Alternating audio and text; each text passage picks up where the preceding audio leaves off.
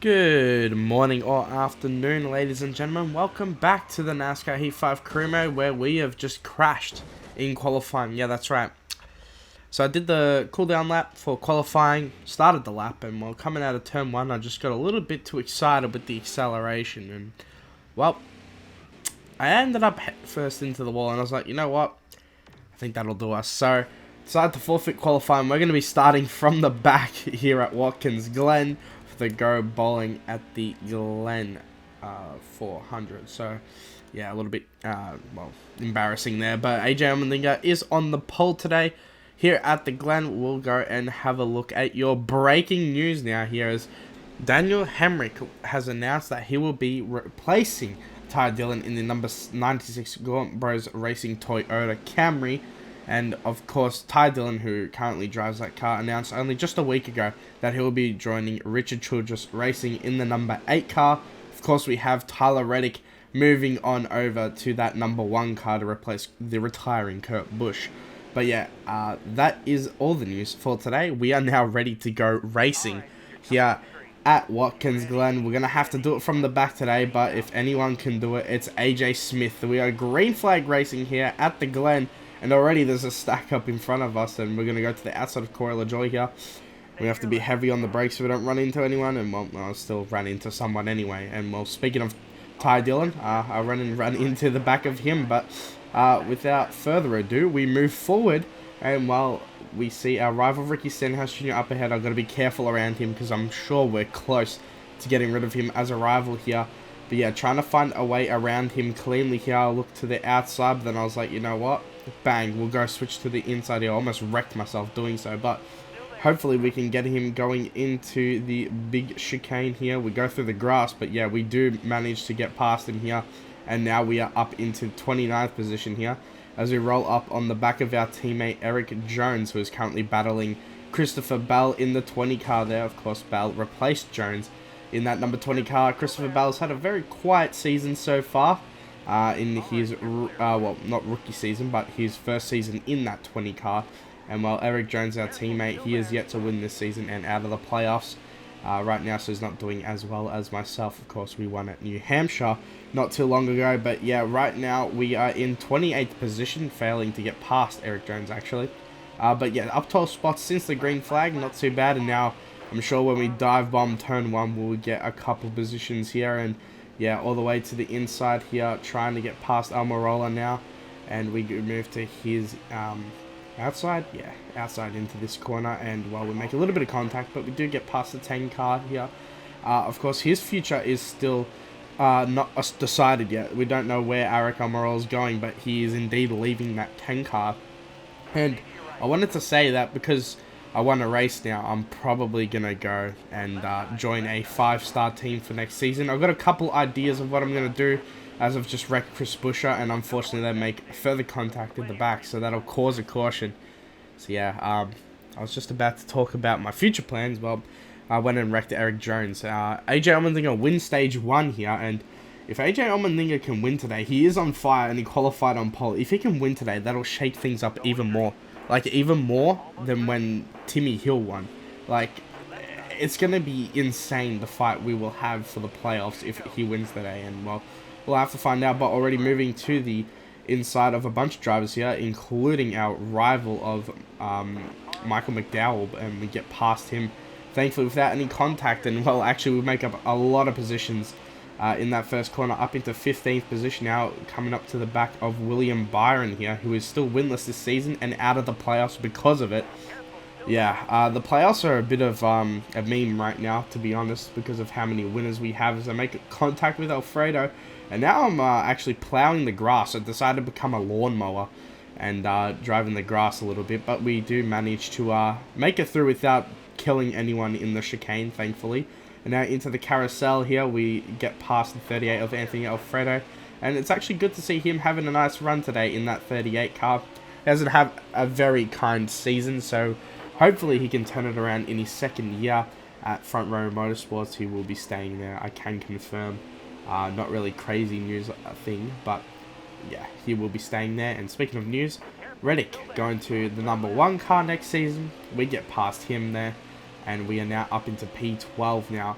as we come to the final lap here of stage 2. Now looking to make a move up the inside of Byron, and now chase Briscoe as well.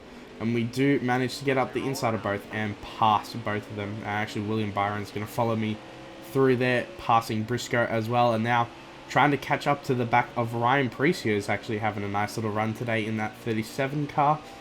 His future, we don't know what's going to happen with Ryan Preece. He hasn't had a very good season at all, and he didn't have a good one last season. So we might see someone else replacing him in that 37 car next season. We'll have to find out, but actually a very nice chicane there from myself for once in a lifetime. And now we look to get to Chase Elliott's bumper, but we couldn't quite get there as we crossed the line to finish stage 2 here in 8th place.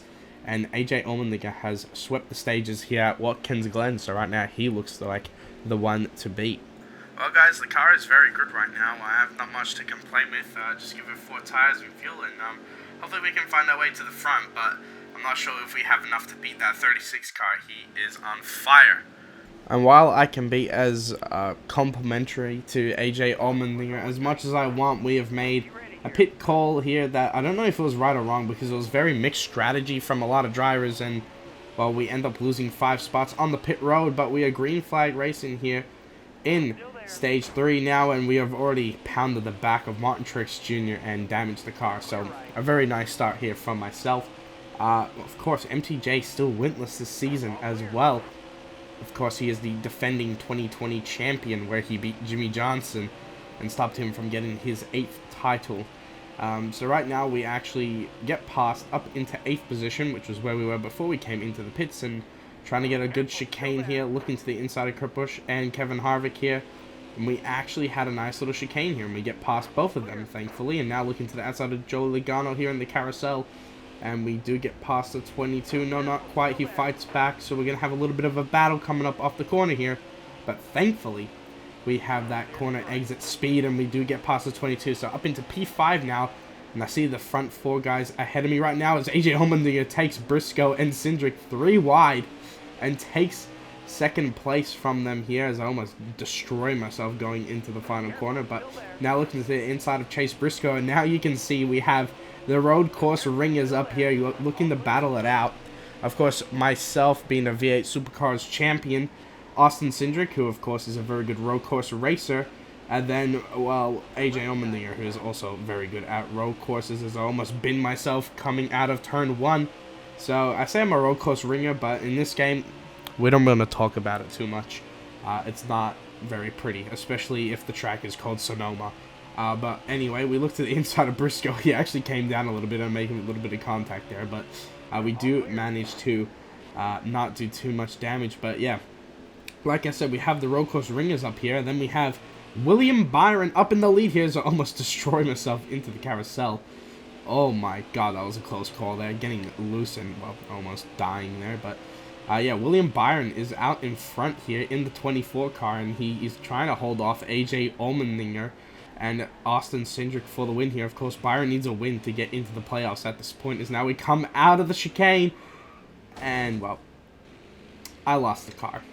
And thankfully, we actually got a caution for it, because it wasn't a caution for me, but it was a caution for Joey Logano in 7th place, who is pitting. So I'm not sure what happened to him, because it didn't come up in the replay. But yeah, that bailed my ass out, because I had 9 seconds of damage I had to fix on pit road here.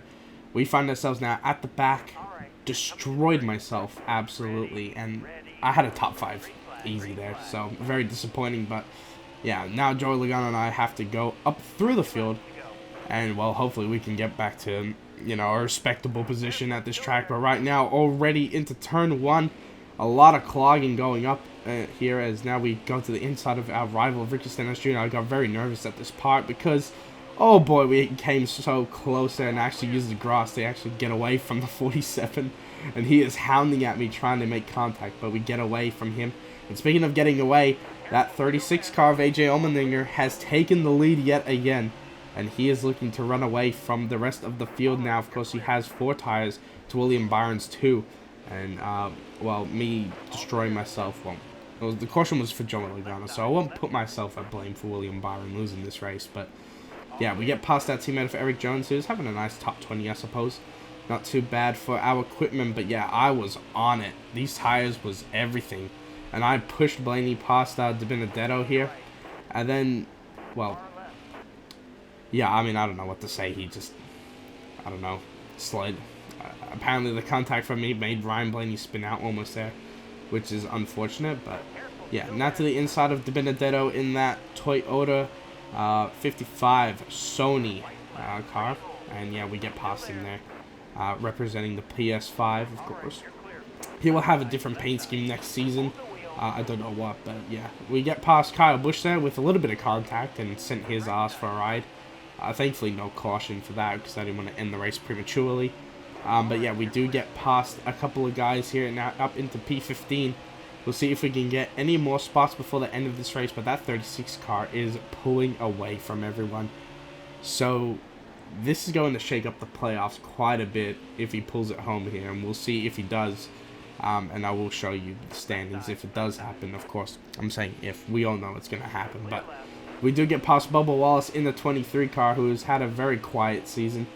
Not the season they hoped for when making that car, but I will be upgrading them, of course, with the new team.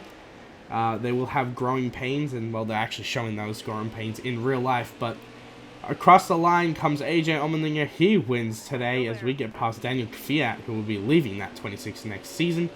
And a disappointing day for him in 14th. I would have thought he did better, but drag racing Ryan Preece at the line. We get 12th. It's not a bad result after destroying myself into one of the guardrails, but yeah, definitely could have been a top 5 run. And there is your finishing results here. So AJ Allmendinger with the win today, a surprise winner, but I wouldn't really say it's a surprise coming at Watkins Glen. But yeah, here are the rest of your results here. And we go through it. We see some big names back there like Kyle Busch, Keselowski, Larson, and then Bowman up down in 31st. But yeah, that will mark the end of the race here. No DNFs. And 12th place, we get 500 grand from it. So not too shabby at all. And we complete our goal here. So we just have to do one more race. But yeah, 3 top 15s, not too bad at all. And there you go. That is complete. We choose a new goal now for top 15s. No, we'll go for 3 again. And there you go. New contract available once again. So we'll see who we can put as an option. But which 5-star team will we join next season? Well, if you haven't thought about it at this point and who it could possibly be, give it a think. You might be able to figure it out. But there is your results right now. And as you can see, Ryan Truex Jr. and Kyle Larson still in right now by the skin of their teeth because AJ Allmendinger won today's race, but he is just out of the playoffs. And I'll give you a little look at that now. But yeah, so many guys who are doing so well this season on consistency and just aren't in because of the guys with wins. And Timmy Hill right now, he has a small margin over Ryan Preece. Yeah, that's how big. And then you got AJ Allmendinger right there as well. So depending on how Justin Haley does as well, we could see both Timmy Hill and AJ Allmendinger in the playoffs, or we could see neither, or we could see just one of them. So it's going to be interesting in these last 2 races before the playoffs, who gets in and who gets out. Of course, we could have 2 surprise winners at Dover and Daytona. It would not surprise me at all. But that'll wrap up today's episode. I want to thank you guys all for watching. I hope you all enjoyed, and I'll see you all in the next video.